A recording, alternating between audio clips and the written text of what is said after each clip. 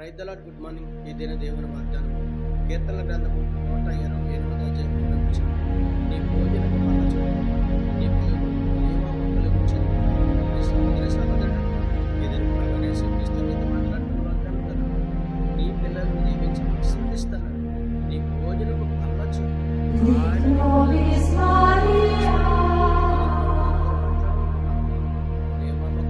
మరి వేగంగా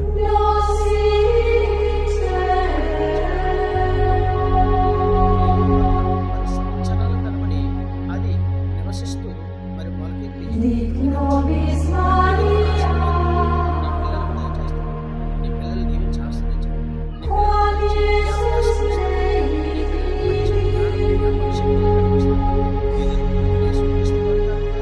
నీ ప్రార్థన చేద్దాం. సకల